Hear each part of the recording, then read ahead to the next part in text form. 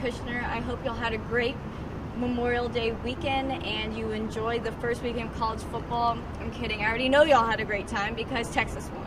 So let's dive right in because all the questions are basically about that. E. Cruz asked, what happened to Duvernay and CJ this weekend? Will we see more quote-unquote stuff from the Texas offense next week? If yes, what is it? I have no clue why Devin Duvernay or Colin Johnson didn't play. I see them both on the depth chart for this weekend against UTEP, so I think that means that we will see them. I was pretty surprised not to see Duvernay on kick returns or anything like that. A little weird. I don't know. I don't think there's any injuries, nothing to worry about like that. I guess Charlie just didn't want to play them. They're both second string at wide receiver for this weekend, so maybe we'll see them. Who knows? As far as seeing new stuff, I'm not really sure a UTEP game is the game to pull out all the stops.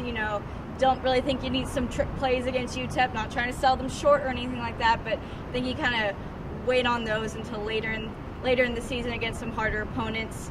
I'd expect some trick plays with Gerard this season, one of those like flea flicker and then he throws it down the field, whatever. Something weird like that. That's what I expect to see this season from Texas, but I'm not going to see it. Don't expect it this weekend. That's all I'm going to say. VCU Lou asked, could you take on a closer look at the pit in rehab for our walking wounded? Texas athletics doesn't allow people to do or learn about anything, so there's no way they'd let me do that. I do have friends who have been injured playing a sport at Texas, football or basketball, whatever it is, so I've seen the rehab process through them, and Texas is a very rich school. I don't have to tell y'all that. They have just about every equipment, all the best equipment that you could ever need to rehab an injury. I kind of wish that I had been a Texas athlete when I hurt my knee because I would have been healed a lot faster than I was because they have all the good stuff. Tiber asked, thoughts on field position with respect to kickoffs? Any stats on where we started versus where Notre Dame started after kickoffs? I didn't see stats about this, but I just went and read the play-by-play, so I got this for you. I've only looked at kickoffs, not punt returns, but there's actually some alarming, I'm not going to say alarming, that sounds a little dramatic. There's some interesting stats from here. Notre Dame kicked off to Texas 4 times. 3 of those 4 were touchbacks, so there was no return. Of the one that wasn't a touchback, there was a 10-yard return to the 20, I think, by Kyle Porter. Texas kicked off 6 times to Notre Dame. 2 of those 6 were touchbacks, so take that as you will. 2 of those kicks, not including the touchbacks, had penalties that moved Notre Dame to the 29. 2 of the kickoffs that weren't the touchbacks, one had a return to the 26, had a 20-yard gain, and the other was started at the 39, which was a 26-yard gain. So as we see, special teams at Texas is far from special. That hasn't changed. Jeffrey B31 asked, any idea who all are going to get red shirts? I think any freshman who doesn't play like in the Cal game or by the Cal game, however you want to say it, I think we can say they're going to be redshirted. I'm not going to say anyone who didn't play this weekend because it was one game, it was a big game, so I don't think Charlie wanted to play anyone who wasn't that experienced. But I think especially this weekend, if UTEP goes how Texas think UTEP will go, if you don't see a freshman in that game, kind of start to think maybe they might be redshirted. I don't know anything official as of right now. LeBeau asked, how loud was the game and have you ever experienced louder?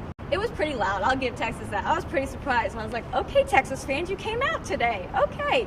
I've definitely experienced louder. I mean, this isn't a home game, but every year OU Texas is louder, like 50 times louder than that was. Not trying to discredit the fans this past weekend. Y'all did great, but you're not on OU Texas territory. As far as the loudest game at DKR that I've been to was the West Virginia, game 2012? I think that had to be it. I mean, the stadium was literally shaking. That game was so loud. I've never been to a louder game than that at DKR. So maybe this is second.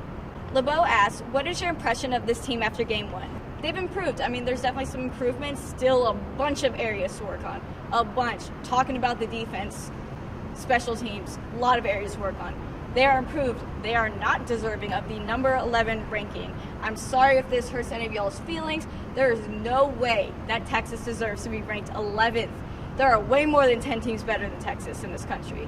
I mean, don't get me started on this, I won't shut up. Okay, LeBeau asked, did you like the QB rotation or think one is better? Seems to be situational right now and really happy for both players. What do you think? I obviously think Shane is better. He's more dynamic. He can run and throw. It worked at this game. I think that teams are going to watch film and quickly learn how to stop Tyrone swoops, the 18-wheeler package, whatever you want to call it. I was actually shocked that Notre Dame didn't learn how to stop Tyrone throughout that game. I don't know. I was really surprised. I was like, he's kind of doing the same thing every play. Y'all should learn how to stop him. But I think teams are going to quickly learn how to stop Tyrone. LeBeau also asked, what part of the game plan did you disagree with? I don't really know what their game plan was, so I doubt this was part of it, but moving the ball backwards at the end of regulation was not the best. I mean, there was 2 penalties. I think, what was there, a chop block? I haven't heard of a chop block in years. I didn't even know that was still a penalty because I haven't heard it called in so long.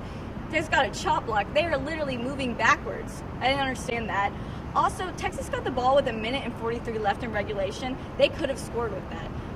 I don't like overtime. I didn't want overtime. I was sleepy. My phone was dying. It was hot. I wanted to go home. And Texas wanted to go to overtime, and I didn't want to do that. So I didn't like that with 1:43 left, they didn't really try to score. They didn't even take a timeout. They had timeouts left. I didn't understand that. I don't like that part of the game plan. Hook'em TM asked, Shane's stats for UTEP? I have no idea. Honestly, I like Shane Buechele, but Sunday could have been a fluke for all I know. What if he can never play like that again? I don't know. I don't really think that's the case, but I'm just saying, I don't know. If that game wasn't a fluke, he can probably put up 300 yards, both running and throwing. I think that's fair. New Mexico State, who played UTEP last weekend, put up 345 total yards against UTEP, and they threw for 206. So if that's the case, sure. If it's not a fluke, then sure, Shane's going to put up those stats. If it was a fluke, I don't know, 100 yards? I mean, I'm trying to think what would be bad. But, I mean, assuming he played like he did against Notre Dame, I'd expect a few more touchdown passes from Shane Buechele. He only had 2 this past weekend, and he had 1 interception. I'd expect maybe 4 touchdown passes. Yeah, I'll go 4. Hook'em TM asked, does Duvernay make his presence in this game? Does he have an impact? He is on the depth chart, so I hope so.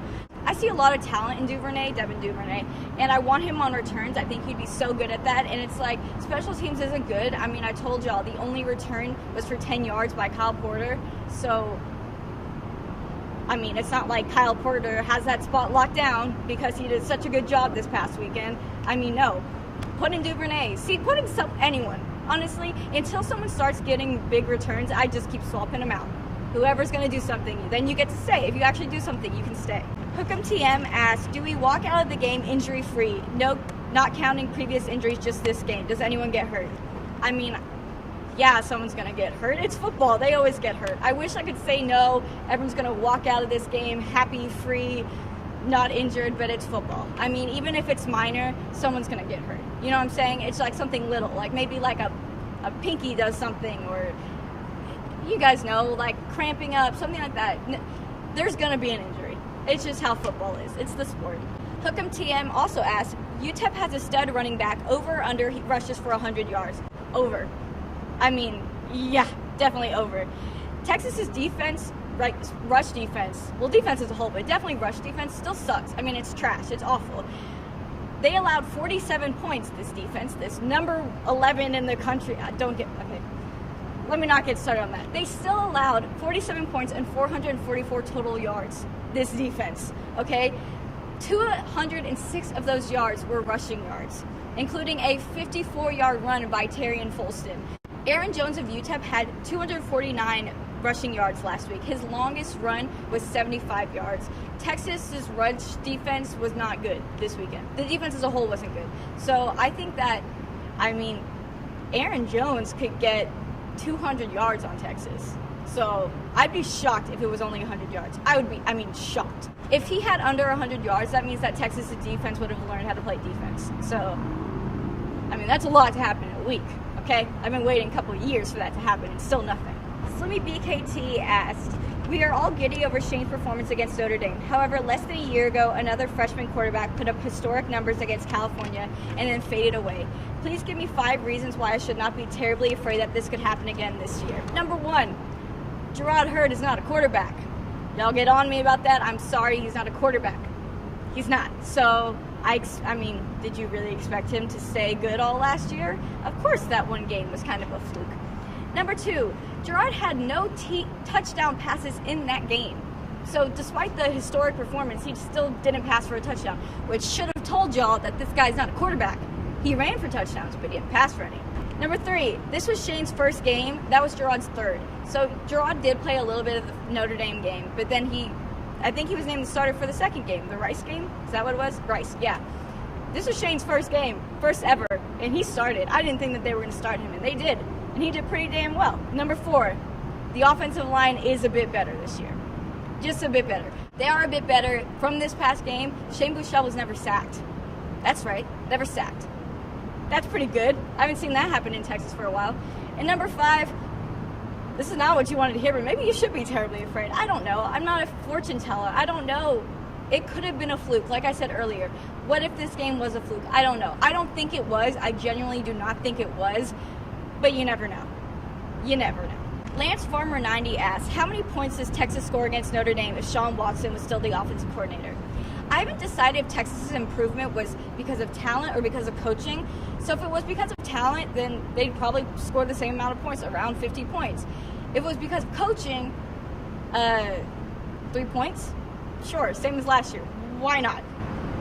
All right, guys, thank you so much for tuning in. Get ready for the game this weekend. I'm going to have another game preview for you guys, so please check that out, and I'll see you next week.